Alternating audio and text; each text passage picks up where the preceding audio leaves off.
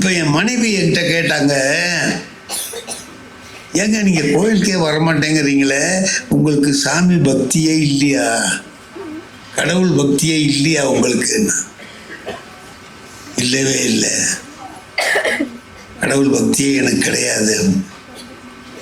எனக்கு இருக்க, நான் கும்பிடலாமா? நீ வேணா கும்பிட்டுக்க, நான் கும்பிட மாட்டேன். நான் சாமி கும்பிட்ற வேலையை வச்சுக்க மாட்டேன், நீ வேணா கும்பிட்டுக்க. நான் எங்கள் ஊரில் இருக்கிற போது தினம் கோயிலுக்கு போவாங்க, போகட்டுமா? நீ வேணா போ, நான் வரமாட்டேன், அவ்வளோதான். சரின்னுட்டு போயிட்டு கோயிலுக்கு தினம் சாயந்தரம் கிளம்பி தனியாக போயிட்டு வந்துக்கிட்டு, அப்படி ஒரு வாரம் 10 நாள் போனதுக்கு பிறகு ஒரு நாள் வந்து, நான் தினம் கோயிலுக்கு தனியாக போகிறேன் இல்லைங்க. ஆமாம், இது போகிற வழியில் இந்த சின்ன பையன்கள்லாம் நின்றுக்கிட்டு கேலி பண்ணுறாங்க. என்னையா கேலி பண்ணுறான்? அதில் ஒருத்தன் வந்து இடிச்சிட்டு போனான். என்னையா? ஆமாம், இடிச்சிட்டு போனான். இடிச்சிட்டு ஒரு புருஷங்காரனுக்கு பொண்டாட்டியை ஒருத்தன் வந்து இடிச்சிட்டு போனான்னு சொன்னால் கோவம் வரணும்லங்க, வரும்ல. எல்லாருக்கும் வர, என் பொண்டாட்டியை ஒருத்தன் இடிச்சிட்டான்னா எனக்கு ஆத்திரம் வரணுமா இல்லையா? எனக்கு வரல. எனக்கு என்ன மனசில் ஓடுது அப்படின்னா, கல்யாணம் பண்ணுறதுக்கு முந்தி நம்ம பண்ணிக்கிட்டு இருந்த வேலையை இப்போ வேற எவனோ பண்ணுறாங்களோ.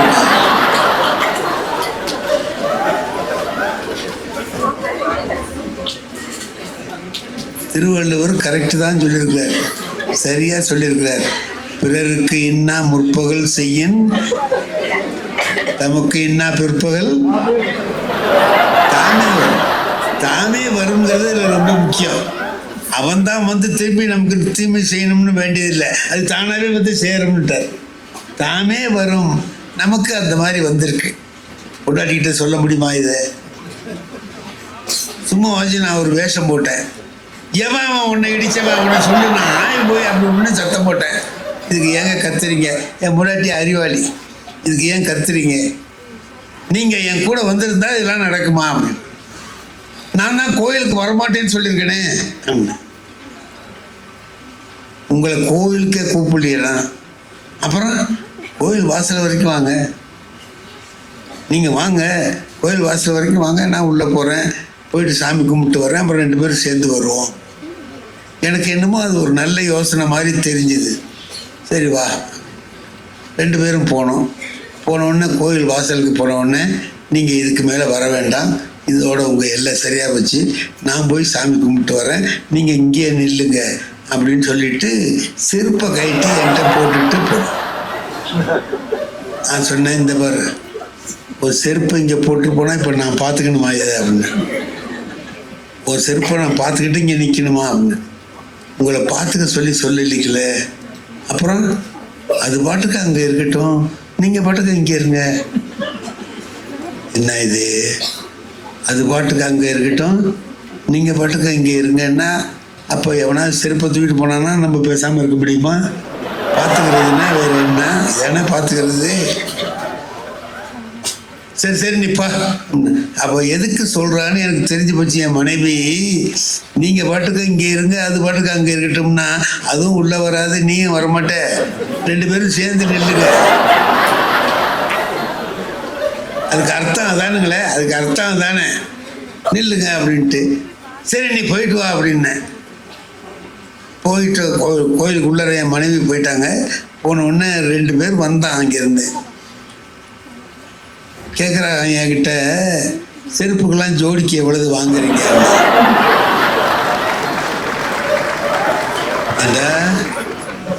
என்னை பார்த்தா செருப்பு பார்த்துக்கிற ஆள் மாரி தெரியுதா உனக்கு? அதான் பார்த்துட்டு இருக்கே ஐயா, போயா. நானே ஆத்திரத்தோடு நின்றுருக்கேன், நீ வந்து ஆத்திரத்துக்கு போயா அப்படின்னு. போகும்போது அவனு 2 பேரும் பேசிக்கிட்டு போகிறான். பொம்பளை செருப்புனா பார்த்துக்குவாரு போல இருக்கு.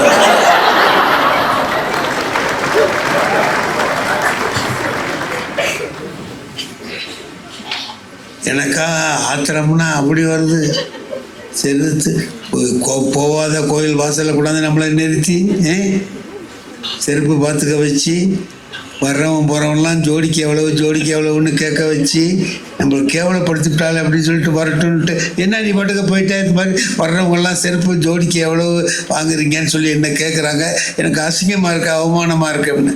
கவலையே படாதீங்க, கவலைப்படாதீங்க. என்ன கவலைப்படாமல் என்ன பண்ணுறது அப்படின்னு. நாளைக்கு நம்ம 2 பேருமே செருப்பு பார்த்துக்கிறவர்கிட்ட செருப்பு போட்டுருவோம். போட்டுட்டு நீங்கள் உள்ளே வந்துருங்கண்ணா. எங்கே? கோயில் உள்ள. கோயிலுக்கு தான் நான் வரமாட்டேன்னு சொல்லியிருக்கேனே. உங்களை என்ன சாமியாக கும்பிட சொன்னேன்? கல்யாண மண்டபத்துக்கு போகல. ஆமாம், அதுமாதிரி நினச்சிட்டு வாங்க. நான் உள்ள நான் பார்த்தேன், செருப்பு பார்த்துக்கிறத விட இது தேவலாண்டாப்பா அப்படின்ட்டு சரின்னு மறுநாள் செருப்பு பார்த்துக்கிறவர்கிட்ட செருப்பு போட்டுட்டு 2 பேரும் உள்ளே போயிட்டோம். போனால் அன்றைக்கி தான் நான் பூஜை எப்படி நடக்கும்னு பார்க்குறேன். கோயிலில் எல்லாம் நடந்து கடைசியில் கொண்டாந்து கற்பூரம் காட்டுறார் குருக்கள். என் மனைவி என்னை இடித்து எல்லாரும் என்ன செய்கிறாங்கன்னு பாருங்க. என்ன பார்த்தா எல்லாரும் கும்பிட்டுக்கிட்டு இருக்காங்க, கும்பிட்றாங்க. என்ன நீங்கள் சும்மா நிற்கிறீங்க? எனக்கு பழக்கம் இல்லையே.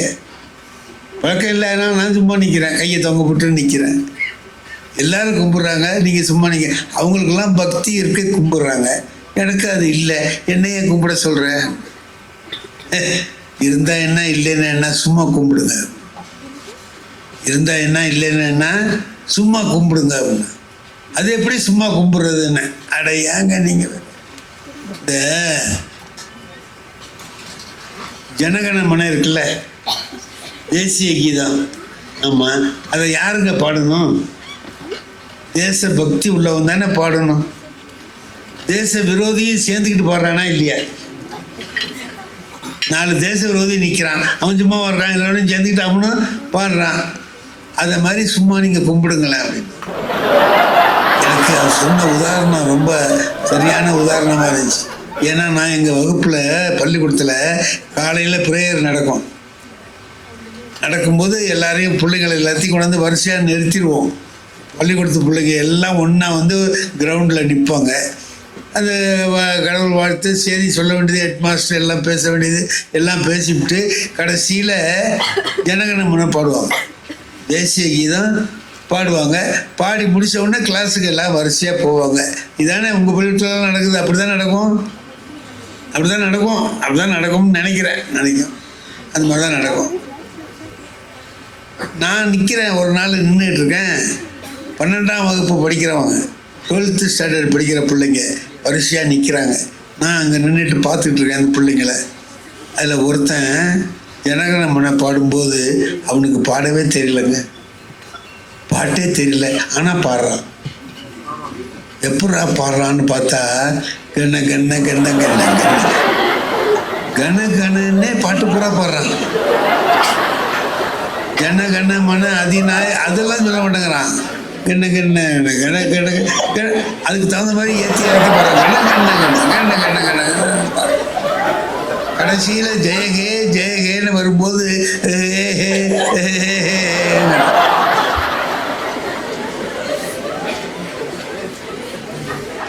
நான் பார்த்தேன். தனியாக அழைச்சிட்டு போனேன். ஜனகண மன பாடு பார்ப்போம். தெரியாது சார். ஏண்டா ஒரு இந்தியனாக இருந்துக்கிட்டு ஜனகண மன தெரியாமல் இருக்கலாமாடா? இந்திய தேசிய கீதம் தெரியாமல் இருக்கலாமா? அவமானம் இல்லை? எப்போ நீ 12 வருஷமாக பாடிக்கிட்டு இருக்கிற, உனக்கு மனப்பாடம் ஆவலியாடான்னு. ஆவலியா சார், நான் என்ன பண்ணுறது அப்படின்னா, நாளைக்குள்ளே மனப்பாடம் பண்ணிட்டு வந்து இந்த பாட்டை எனக்கு ஒப்பிக்கணும் நீ. சரி சார், நீங்கள் ஒரு செய்யுள் மனப்பாடம் பண்ண சொன்னீங்களே, அதை செய்யவா இல்லை இதை செய்யவா அப்படின்னு. நீ ஒன்று மண்ணாங்கட்டி செய்யணும் போட. எனக்கு அந்த நினைப்பு வந்தது. நான் அதனால் என்ன பண்ணேன் தெரியுமா? அன்னைக்கு கையை எடுத்து கும்பிட்டேன். என் மனைவி சொன்னதை கேட்டுட்டு சரி வா அப்படின்னு கையெடுத்து கும்பிட்டேன். அதனுடைய விளைவு என்ன ஆச்சு தெரியுமோ? இன்னைக்கு வரைக்கும் நான் அந்த கையை எடுக்கல, கும்பிட்டேன்.